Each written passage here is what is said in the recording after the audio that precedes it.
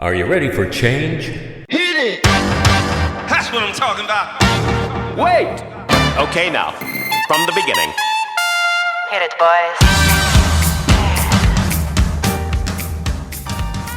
You're listening to the Mr. Change Agent podcast with your host, Ron Ovid, minister, pastoral counselor, teacher, recovery coach, and author.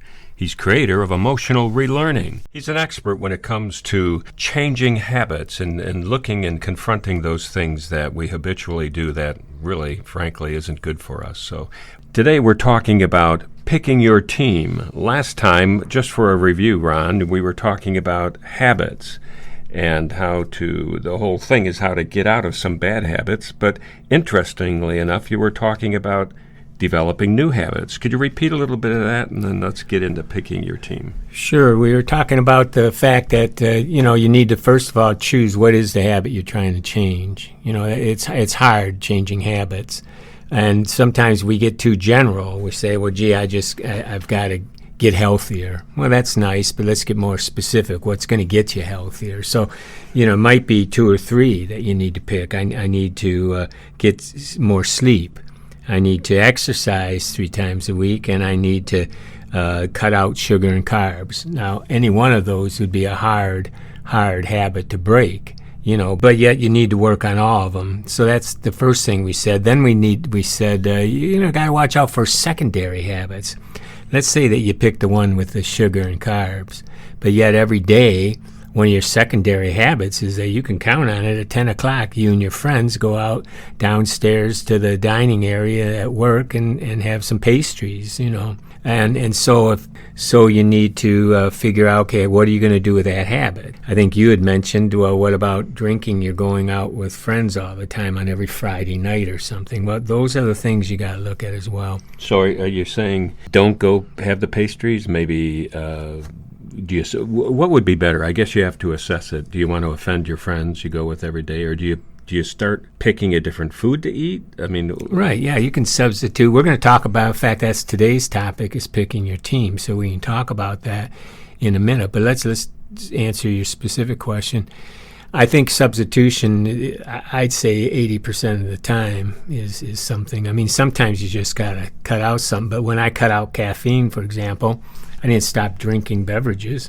I picked beverages that were non-caffeine. You got to be careful with things like pastries because you don't want to look like you're better than someone, that you're judging someone else, or they get into their guilt, and they feel, bad. You just say, hey, I brought my own treats today.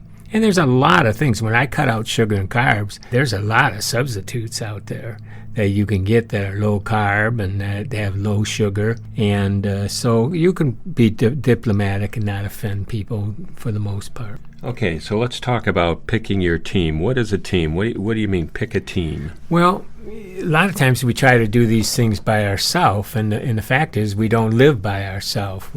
Unless there's some other issues going on, we usually live with a family, or we live with other people. We work with other people. We have a fellowship at church, or maybe it's some kind of civic club, and so we're around other people. And so what we need to do is we need to pick a team. Now, not everybody in the world needs to know that you're going to stop sugar or carbs, let's say, or you're going to stop caffeine, or that you're going to start exercising. So it's not everybody's business, but there would be nice if you had some people. So there's usually 3 groups of people you can look at. First group is those that will support you and encourage you. And, of course, you want them on your team, someone that you can confide in, that will encourage you, be a cheerleader for you, help you as much as they can.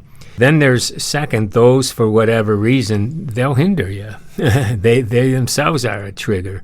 They'll discourage you, maybe ridicule you, and it's not because they're mean. It's just a lot of dynamics set up when you're trying to change something. And then the third is that there's those in between. So those are the 3 basic groups. Okay, let's look at these groups again. Let's see what you can do here. Okay, you want to change this habit, or you want to break a habit, you want to change something in your lifestyle. Mm-hmm. It might involve friends, it might not. Does it help to get someone that can be an advocate with you, someone that can be on your side? I mean, sure. That's the first group. Group number 1. You want to get the team. You want to get support people that will encourage you. So you want supporters. You want people that, hey, you feel good about it. You say, listen, I'm going to start exercising, I'd appreciate it if you'd hold me accountable or encourage me, or, hey, I'm going to be running a 5K here. My goal is a 5K in 3 months. Could you be one of my cheerleaders or something? And, you talk to them, and so they don't discourage you. They're encouraging. Or if they know that you're going to cut out some sugar, well, who knows? They may join you so you can encourage each other. Or they just may say, hey, I found this the other day. It's a sugar-free recipe. And so they can help you. So that's your first group. You do want to get some people that will encourage you and help you.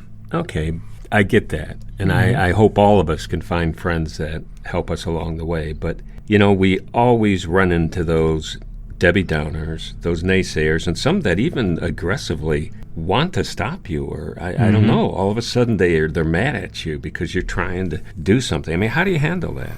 That's a good question, and it's hard. I know when I was trained in counseling and that we talked about a family system, and in family systems training they talk about everyone in the family has a script. And so it's like you're in a play, and so there's goody two-shoes, the one sibling, there's the black sheep, or the one that's the rebel, right? And that's the one you're counseling. Then there's father who's absent, he's kind of not with, and there's mother who's crying and all worried and all upset about it, right? And so you come in, you're working with the rebel, and they're starting to comply. They're starting to change. They've seen the light. And so now they sit down, and all of a sudden the script comes, and they're starting to talk about, hey, I'm really going to try hard in school and blah, blah. And you think everyone would be happy. Well, the goody two-shoes is getting all the limelight before, and they'll come along and mock them and sabotage or whatever. And of course, Dad, he doesn't know what to do now. He's going to help you with the homework. He's not involved. The mother, now she hasn't got nothing to complain about, and she had found her meaning in that. Now I know that's simplistic, okay, and I'm generalizing, but you'll be amazed at how many times we work with someone and then they get sabotaged by the people that should love them the most. All kinds of dynamics going on. So it does happen. And so what you got to do sometimes, you've got to draw a line in the sand. Now, you can't move out of your house, right? But what you can do is quit talking about it, just do it. And don't get them involved, and grow some thicker skin. Try to figure out why they're doing it. Don't get so upset over it. Know that you're not going to get encouragement. It happens. Know that you might get mocked. So what? You gotta go into it and say, listen, this goal is important to me. And you do it outside the home or outside the thing. You just don't bring it up. You only need a window of time. I mean, once you develop a habit and it becomes strong, they'll get used to it. You'll get used to it. But you got to get through those first couple of weeks. That's the hardest. And so don't be so shocked and surprised if someone mocks you in that. Just know who to avoid.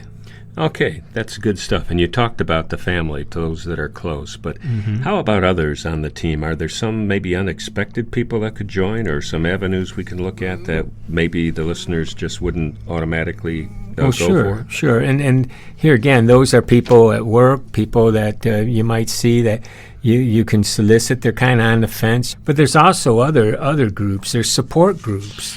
You'll be surprised how many support groups there are out there. For all kinds of things, and of course, weight loss is a huge issue in the country, and there's all kinds of groups that you can join that hold you accountable, that give you rewards in a sense when you accomplish your weekly goal. People that have been there before, they give you understanding and, empathy. They know some of the problems that you have. You can ask them questions. You can even go deeper. A lot of groups have sponsors or mentors or a coach. You can find someone that's done it before and get their advice. There's online coaching. There's meetings you can go to locally. You can do a lot of things through reading books and stuff like that. So there are those people and sponsors, mentors. You need someone that's been there before that you can call when it's tough. that you can tell that you slipped, and you're not embarrassed to tell them. They've been there. They know it. A lot of these things take, 3, 4, 5 tries. I mean, let's not fool ourselves.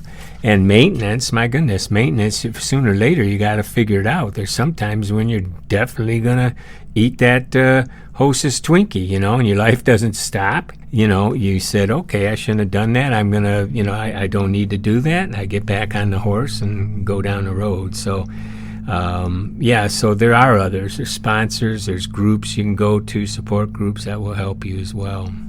And that would be a good habit to get into looking at those and finding out how we can just straighten our lives around and break some of those nasty habits we've been praying and worrying about for so many years. Hey, thanks for joining us. You've been listening to Mr. Change Agent Podcast. And Mr. Change Agent himself right here is Ron Ovitt, Director and Founder of Empower Ministry. And Ron, thank you so much. This has been great advice, and I'm sure the listeners are going to make it a habit to listen to this Mr. Change Agent podcast. Thanks for listening to today's podcast. Please share this with others. Like, subscribe, hit the notification bell so you won't miss any of the future podcasts. I look forward to seeing you at the same time next week. If you want more information on things that we're doing, you can go to ronovitt.com. That's ronovitt.com.